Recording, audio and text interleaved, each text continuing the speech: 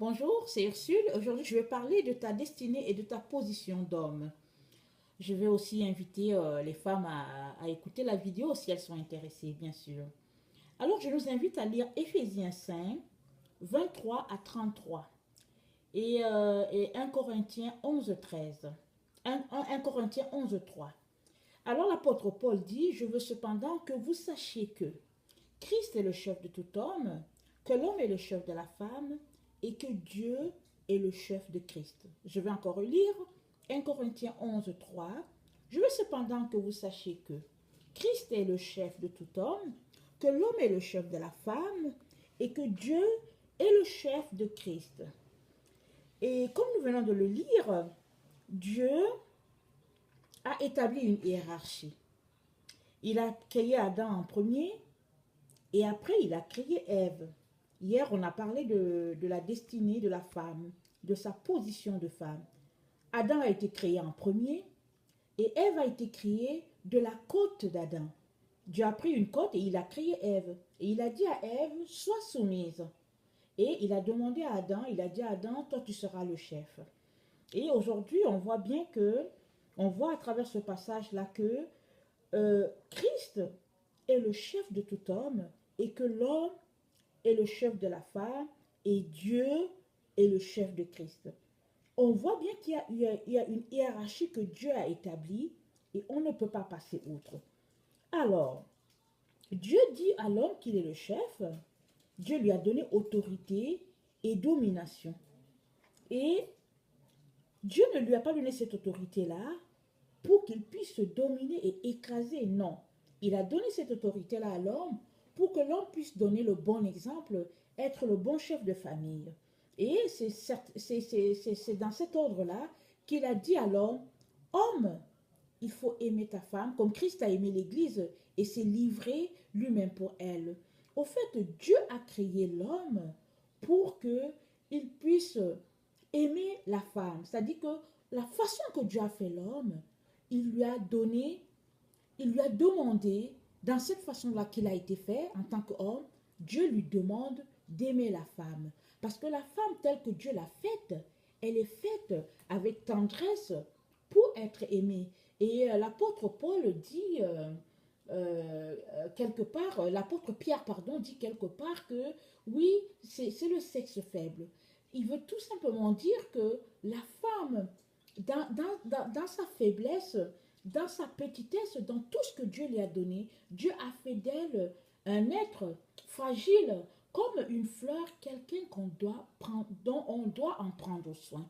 Et on ne peut donc pas s'arrêter sur le fait que notre société aujourd'hui prône le contraire pour essayer de changer les choses comme on veut le faire. Il y a beaucoup de mouvements qui se sont levés et qui prônent que la femme est égale à l'homme. Oui, la femme est égale à l'homme parce qu'elle est un être humain.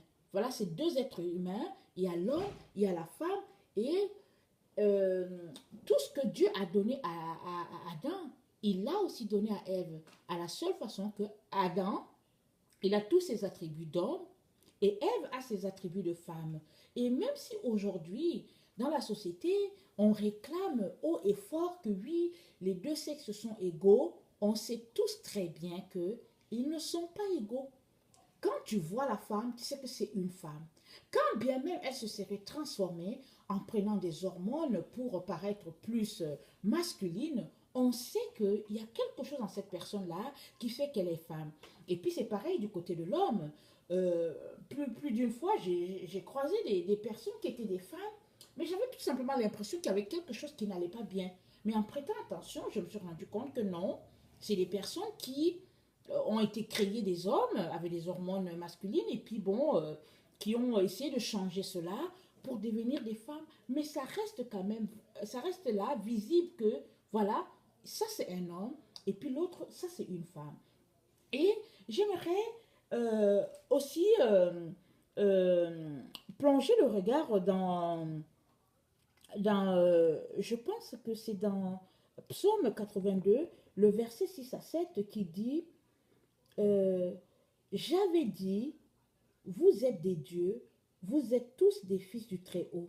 Cependant, vous mourrez comme des hommes, vous tomberez comme un prince quelconque.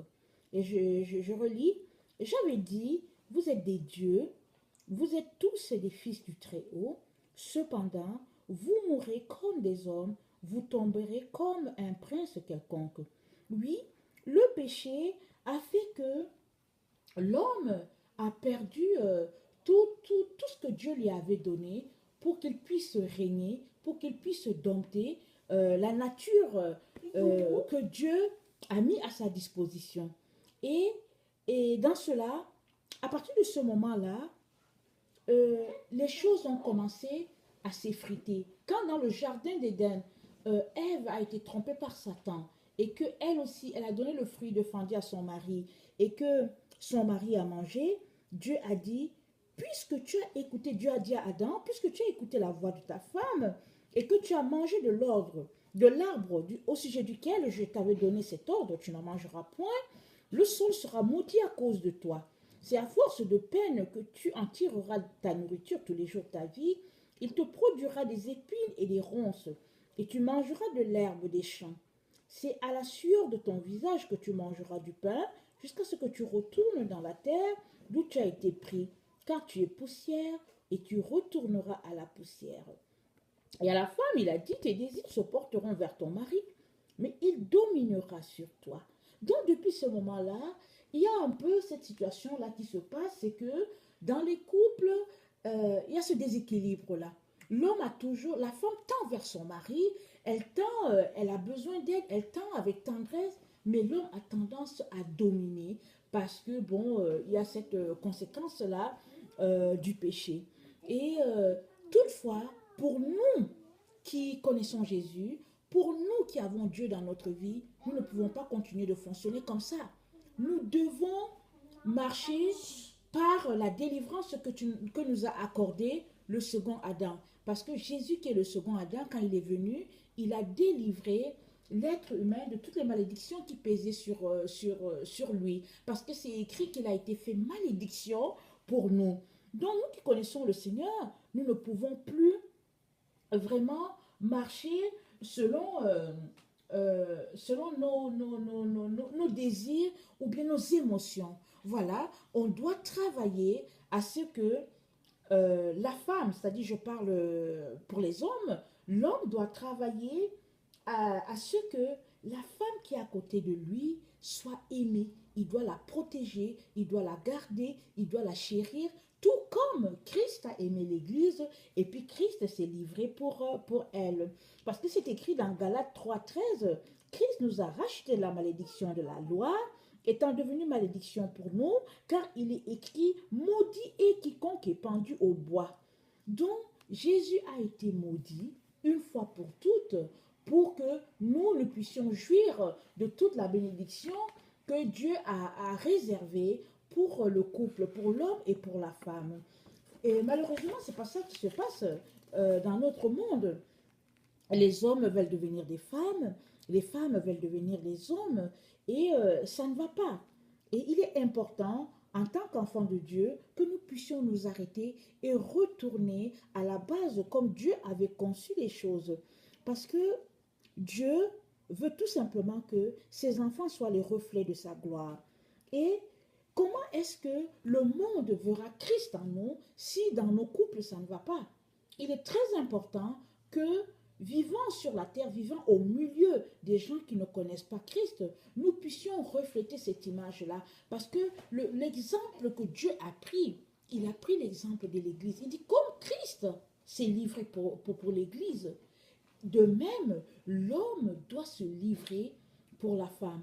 Et c'est comme ça que on va voir cette gloire de Dieu-là et les gens auront envie de venir à Christ. Les gens voudront connaître Christ à travers ce couple-là qui vit d'une manière bénie parce que tout simplement le Seigneur est dans cette famille. Voyez-vous, on ne peut pas changer les choses telles que Dieu les a établies. Aujourd'hui, dans notre société, les gens veulent changer les choses. Il y a des endroits où tu arrives, tout simplement, il y a deux femmes dans la maison, l'un est le mari et puis l'autre est la femme. Ou bien tu arrives quelque part, il y a deux hommes, et puis on dit que bon, celui-là, il fait fonction de mari, et puis l'autre fait fonction de femme. Mais mes chers frères et sœurs, vous qui m'écoutez, on ne peut pas fonctionner comme ça. Parce que Dieu a créé Adam d'abord, et il a dit à celui-là, je donne les fonctions masculines, et il a créé Ève, il a dit que voilà, celle-là, elle aura les fonctions féminines. Donc on ne peut pas mélanger les choses, on ne peut pas changer les choses. Je vais prendre l'exemple de l'informatique, comme je ne sais pas si c'est lui qui a créé les iPads ou iPods, mais je pense à M. Steve Jobs. Je ne sais pas si c'est lui qui l'a fait, mais toujours est-il que ceux qui ont créé dans ce domaine informatique-là, ils ont créé une façon. Il y a une façon, il y a une manière avec laquelle l'ordinateur ou bien les iPads et les iPods doivent fonctionner. Et si tu fonctionnes en dehors de cela, ça ne marchera pas. Et c'est la même chose. Dieu, qui est le créateur de l'univers, a établi un canevas. Il a dit, selon le canevas que j'ai établi, voilà, j'aimerais que dans la famille, voilà comment ça, j'aimerais que ça fonctionne. J'aimerais que l'homme soit le chef et j'aimerais que la femme soit soumise à son mari. Et c'est comme ça que le couple pourra vivre en harmonie et ce n'est que comme ça que Dieu pourra intervenir. Quand dans une famille, c'est comme ça que les choses marchent, Dieu va intervenir parce qu'à la base, les choses sont établies, les choses sont telles qu'il les a établies. Mais si toi, tu es une femme et tu viens et tu commences à monter, à être au-dessus de ton mari, à faire ce qui n'est pas permis, à le mépriser, à le traiter de toute manière, de toutes les fausses manières possibles, je suis désolée de te décevoir, mais tu vas blesser le cœur du Père. Et juste ce comportement-là, ça va bloquer la réponse à plusieurs de tes prières. Parce qu'au fait, Dieu ne sera pas, il sera pas content de ce qui se passe. Il en est de même pour l'homme. L'homme a été appelé chef pour aimer protéger sa femme. Mais si toi tu es le chef et puis tu écrases ta femme, tu fais ce que tu veux et puis tu la traites de toutes les manières et puis tu lui dis anyway, Dieu a demandé que tu sois soumise et puis bon, tout le reste ça ne m'intéresse pas. Je pense qu'à partir de ce moment-là, tu n'es pas en train de donner le bon exemple à ta femme et tu n'es pas en train de donner le bon exemple non plus à tes enfants parce que si nous sommes des parents, les garçons vont prendre l'exemple sur les parents, sur le papa, les filles vont prendre les exemples sur la mère. Et il est très important que nous puissions donner à nos enfants la base nécessaire pour eux aussi commencer une famille telle que Dieu l'a conçue. Donc, vraiment, je reviens vraiment sur cela pour te dire que toi, mon frère, c'est important que tu prennes tes responsabilités. Que vraiment que tu t'arrêtes et que tu essayes de répondre à la question si vraiment tu aimes ta femme comme Christ a demandé que tu puisses l'aimer, tout comme lui il a aimé l'Église. Parce que quand on voit l'exemple de Christ, c'est un exemple extraordinaire. Il a donné sa vie malgré le fait qu'il était innocent. Il n'a rien fait. Il a été crucifié, insulté, malmené. Il a été traité de toutes les choses terribles. Mais il est allé jusqu'au bout parce qu'il voulait racheter cette église-là. Et je pense que le Seigneur t'appelle, toi, son fils, à faire de même pour toute ta famille, pour ta femme d'abord, et montrer l'exemple à toute la famille, afin que la gloire de Dieu puisse se refléter dans ton couple d'abord, et puis dans ta famille, et puis autour de toi. Donc voilà le modèle que Dieu a établi. Et j'aimerais te dire que toi, si c'est pas comme ça que tu fonctionnes dans ta famille, et que bon, tu viens avec tes sabots de chef, peut-être pour écraser, pour crier, pour malmener, j'aimerais te dire que il n'est pas trop tard. Tu peux encore crier, tu peux crier à Dieu et il viendra et il t'aidera. La seule chose est que tu ne peux pas épouser ce modèle-là si tu n'es pas couvert par le sang de Christ, euh, si tu n'as pas donné ta vie à Jésus, ça sera difficile de respecter un modèle conçu par le Saint-Esprit quand le Saint-Esprit même n'est pas maître chez nous. Alors j'aimerais t'inviter à donner ta vie à Jésus parce que Jésus est le seul qui peut faire quelque chose d'extraordinaire, qui peut changer tout ce qui se passe d'anormal dans ton couple et le rendre tout un joyau. Et puis aussi, il est important que tu saches que Jésus est sur le point de venir enlever ceux-là qui lui appartiennent. Parce que ce monde-là, tel que nous le voyons, ne sera pas toujours comme ça. Le monde va changer, il va changer de face. Et il est important que tu puisses donner ta vie à Jésus afin qu'il puisse te protéger de toutes les catastrophes possibles. Parce que Jésus est le chemin, il est la vérité et la vie. Il n'y a pas une autre vie en dehors de lui. Jésus, c'est tout. Jésus est le tout, il est tout ce qu'il y a.